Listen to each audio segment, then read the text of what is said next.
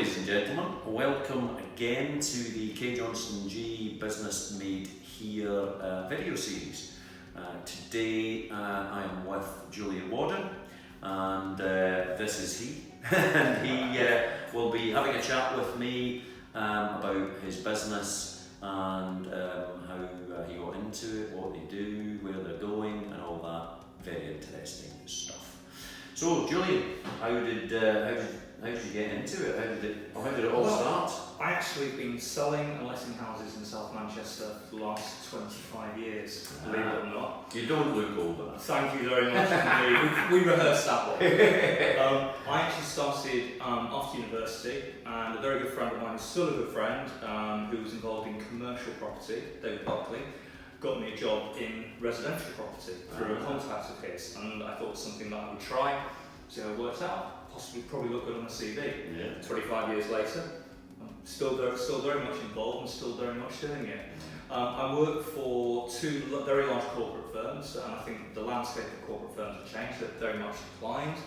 I went to work for someone who's actually one of your clients as well. Yeah. It was a very large independent, very good firm, but I got to a point where I just thought there was perhaps another way of doing business and perhaps be much more technology driven in the business. I saw there was a gap, and I set up in 2007, April 2007, and we very much know what happened in August 2007. That's right. We saw Northern Rock, the Lehman's Bank closed, credit crunch came in 2008, and it was a very changing landscape in the business, but it actually probably helped us accelerate growth because we actually saw a lot of firms decline. They had large overheads, they were debt ridden, and it gave us that opportunity to actually grow the business. So coming out of the credit crunch, I would say from 2011 onwards, we grew the business quite quickly. So the business itself, Julian, then, what exactly is it you do? Because there's a danger that we all assume we know what your type of business does. Well, as an estate agent, we don't only do sales. We are very sales driven as a business. We have a lot of clients, we have an awful lot of repeat clients. We've been going for 12 years. It's amazing how many people come back to us over that time. We have a large lettings business. We look after a lot of landlords' properties for them, and we also very specifically have a large management business. We actually manage properties for landlords on a day-to-day basis. And roughly how would the business split between the areas, just ballpark percentages? I would say we're probably almost 50-50 as a business, which has always been my long-term goal, because that makes us much more resilient in a recession, which I think is reassuring both for customers, our sales customers and our lettings customers, that we're not a firm that if there is a recession or something does inadvertently happen in the political landscape, that we're going to have trouble with it. We're not going to be in a position to deal with it. Gotcha. So the opportunities that the business faces, Julian, where would you see those? Well, that's interesting. I actually think one of the biggest opportunities that's been presented to us is by online agents. They actually, I would say, as a whole, gave our industry a bit of a bloody nose. But we've got to look at them, learn from them, take the best bits, and then integrate those best bits into our industry. We, along with our team of co-directors, have taken a long look at our business, and we're completely changing our software, putting a brand new system in. And the best bit for that, it means that our customers by 2020 will be able to, if you're a vendor, if you're a house seller, you'll be able to log in, see your 24/7, see what the feedback is from customers. If you have a sale proceeding, you'll be able to log in, see where your sale is up to. If you're a landlord, you'll be able to download your rental statement, see when your gas check is done. So it gives 24/7 contact to our customers, but we still have that really strong high street presence. I'm really excited about that. I think that really will, as a business in South Manchester, take us to the next level. Because it's an interesting combination, as you say, bringing that physical presence, if you like, and actual human interaction as part of it, which, despite the technology, we all still want as human beings. Well, most of us anyway. But coupling it with the technological advances and positives that can be brought to it. And one of the things that comes out of what you've described as perhaps an improvement in communication, because one of the things people complain about in dealing with any business, including your type of business, is not knowing what's going on. So the ability to use the tech to improve that is a massive opportunity for you. Oh, it's a massive opportunity. I mean, I always say to our teams that you should communicate, over-communicate, only because people are receiving so many emails, so many phone calls, want to make sure they remember dealing with us. But you are right about that tech assisting us in that. I mean, to be fair, you order a parcel from Amazon, not only do you order it, you get a confirmation of the order, you get updates when that parcel is going to come to you. You could have paid £20 for something. We're dealing with an asset for people that costs hundreds of thousands of pounds, so it should be dealt with in a certain way. Yeah, exactly.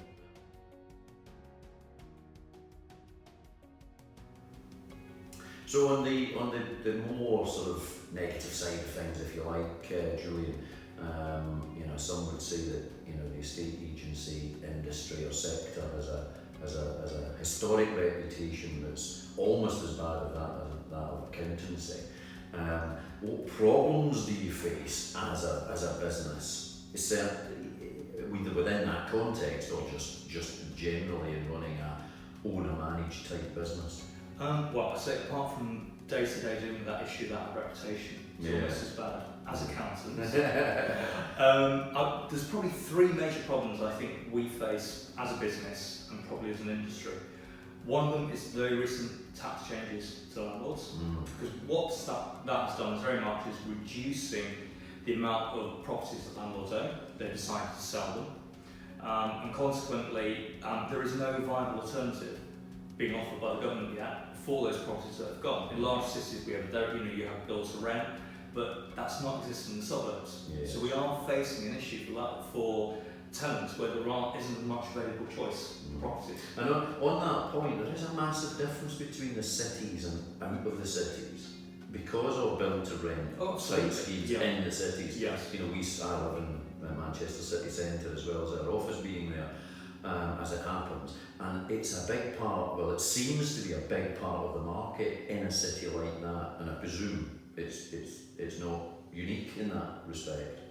So the difference, the effect of that tax legislation change had much more of an impact outside of the cities then as regards availability of property. Absolutely, it's probably had the same effect across as regards impact on landlords, but more of an impact on tenants in the suburbs, because you said there isn't that build to rent. There isn't the areas to do build to rent in the suburbs or in the countryside, only the cities themselves. And is we're not aware, I don't think, of any indications even from the political parties, not that any of them can focus on day to day at the moment for obvious reasons, but from any of the political parties, even the Conservative Party that would traditionally be the more tax positive, if you like, or tax reduction positive, of any changes in that type of legislation. You're not aware of any indications from anywhere of any forthcoming changes or likely changes, are you? I'm not, there's been no indication, but I think there's very few taxes probably where they ever actually reverse the tax decision. They may increase the rate, lower a rate. You're the accountant, you tell me. That's it, It's very unusual for it to... It is, absolutely, to be scrapped. I can't really see that happening. I think it's a knee-jerk policy. The idea was that it would actually then float more properties into the property market. That hasn't really happened. And that probably brings us on to our next major issue. There is a definite retraction in the amount of stock or properties that are coming on the market. I think that's, so despite landlords selling their properties, it has not had any major impact on increasing the stock that's available. And that probably the major reason why that's happened is people used to move once every 7 years. That used to be the stat. The latest figures that people move once every 20 years. And we know in the areas 7 to 20. From 7 to 20. We know in the areas we cover that those figures are literally 20 and 21 years, and we're in different areas of South Manchester. We're in Marple, we're in Didsbury, we're in Heaton Moor, we're in Stockport Centre, and it is once every 21 years. So you imagine the impact that has on stock. Yeah. I think that probably leads us almost to our third problem, which is very much that there has not been a housing minister in position for more than 6 months at a time for the last 5 years. Yeah. It's a position of chops and changes, so there's no coherent long-term housing policy, and it probably is. He talks about how they can focus on day-to-day problems. It's probably just housing policy now is just a knee-jerk reaction to what's actually happening. It's a populist vote. Yeah. It's not a long-term philosophy. I mean, it's interesting that one of the areas that obviously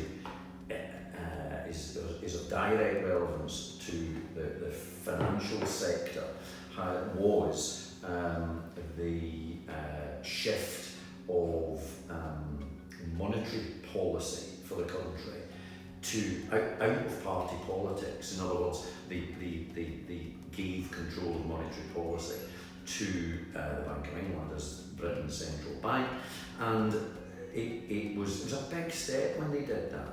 And you do wonder whether there are areas like housing, transport, education, whatever, where politicians should obviously have an input because that's their job, but because of party politics, because of political changes, especially at the moment, but just generally, and the changes in colours of governments and coalitions and so on, probably more and more likely.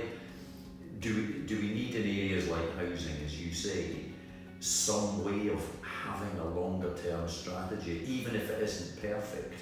At least everyone knows they can operate on that basis for a 10-year period rather than a 10-month period. Absolutely, I agree. Do you think it would is it feasible in housing to do it? Would you think? Well, no, absolutely. I mean, I would actually say that it takes 5 years for BMW to design a new engine. So if it takes 5 years to design a new engine, we shouldn't be making decisions every 6 months or a year on the economy with a budget that contradicts the last budget, and we should certainly have a long-term coherent plan when it comes to housing. Yeah. And as you said, infrastructure of the country. It should almost be irrelevant to which government is in at the time.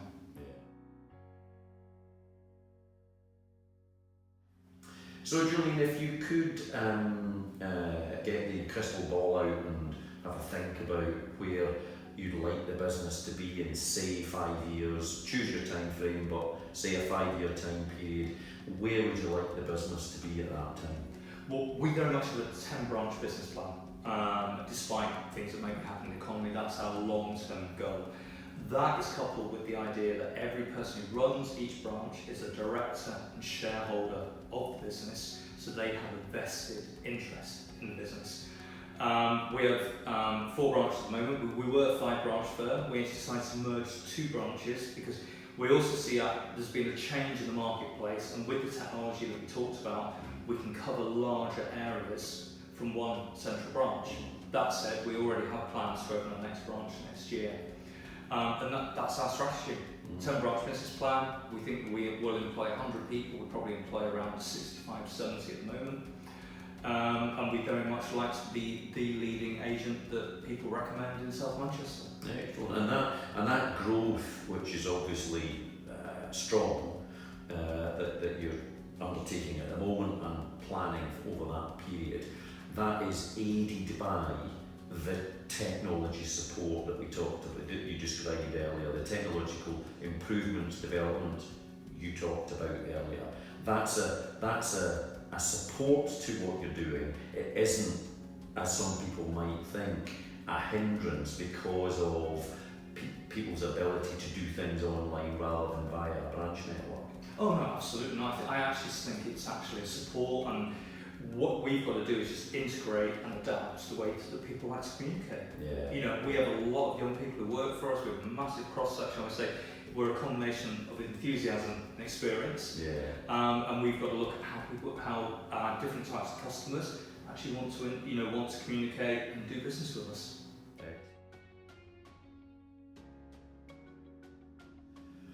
So, Julian, moving on from the crystal ball, we've now got the magic wand. Okay. And you can wave the magic wand today and change one thing. It can be anything you like, as long as it's legal. That would be a big positive and allow improvement for the business. Okay. I'd probably say that if there was a better apprenticeship style scheme that we could look at, we've looked at apprenticeship schemes because we've got, as I said, as a business, we've got a combination of experience and enthusiasm. We have some absolutely fantastic people who work for us, who I'm really proud of. But we're a big believer in promoting internally. So I'd much rather have a situation where, rather than going outside the business, we had a choice of people we could look at to, and grow them into better roles, more senior roles. And I have a few people who started with us, I would say, as junior negotiators in the business, and one of them now I'm really proud of is now running a branch for us. He's the director of the company, he's soon to be a shareholder. What I'd like to have is, we have a 10-branch business plan. I'd like to have more availability of people that we could look at and just see their potential and assist them in growing. Because there has been a big push, it would appear, in terms of apprenticeship schemes and support from a governmental point of view, as public policy or whatever the term should be. There's been a lot of noise and there's been a lot of things done. There has been a push here and there in various respects. But are there specific things that would actually help? That aren't being done at the moment by those sorts of apprenticeship schemes that exist. It's difficult to say without being in their shoes of what they're doing, but I just think it's about the quality of the candidates. Right. And that's what I would say, it's about the quality of the candidates and also the abilities of the firm to actually just return calls, understand what you're looking for. Gotcha. I'd say that's part of it as well. Yeah. No, but we are very keen as a business to see people grow within our business. Yeah, which is the people part of your business, like ours, whatever changes from a technology point of view, is always going to be absolutely crucial, isn't it? Because it's a people type business. We're a people business, we're a people interfacing business. I always very much say that, a lot of firms always have to say things like the people are, their brand. Yeah. They really are, and from our point of view, the people, everyone who works for us are ambassadors for the business. Yes. It's not me who will meet on a viewing, it's our great teams. Yeah. It's not me who will go and value their property. So it's so important, and it's so important that we look after those people as well. Yes. So finally, Julian, on a more personal note, a favourite item can be song, film, book, whatever you choose. What is it and why? Well, if it's in the context of the business, yeah. I would say it's probably a book that I read in 2011. Took a business book on holiday with me. Julian Rich's first business book, which was The Richer Way, and that was one of those books that I would say that was probably almost like a light bulb moment. Transformation. Absolutely. His insight into motivating his colleagues, the way you should treat people to make sure that, his view was very much you look after your employees, that, and they will look after your business, just really rang true with me. And it's probably, I thought, not only is that a view I'd say that's been sadly lacking from anywhere I've worked before, but I thought it was something that would help us to grow and transform our business. The book wasn't mine, it was a book my wife had on her bookshelf from when she worked for HBOS, because Julian Richer went into Halifax as a consultant to help try and transform them. I've still got the copy. Yeah. It's very underlined, it's very well read, there'll be felt tip all over it, and I will actually, sometimes when I'm thinking about something I want to do in the business and make a change, I will actually go back to that book and think, right, what would he do? Yeah. What do we need to do? Is there anything in there that can give me that inspiration? Yeah, it's interesting, because he's obviously iconic is probably not too strong a word. No, I don't think it's too strong in the business world for him, and certainly in retail. And sorry to interrupt, but we probably are. If you're going to compare ourselves to any other business, we're probably the closest to retail. Yes, we're not selling physical products, but we are closest to retail. That interaction with a consumer in a broad sense. And he reasonably recently sort of moved that business on again, I think, his business on again, because they've done an employee ownership sale, if you like, by him, which stepped on again that whole focus that you describe from him of the importance of the people in the business. It's a fascinating story, isn't it? It is. Yeah. And to be fair, every business probably has a shelf life. Yeah. He's in a very competitive sector, but they've been going for 30 years, 30 plus years, still very successful. Correct. So there's definitely something there. Excellent. He's definitely doing something right. He certainly is. Yes.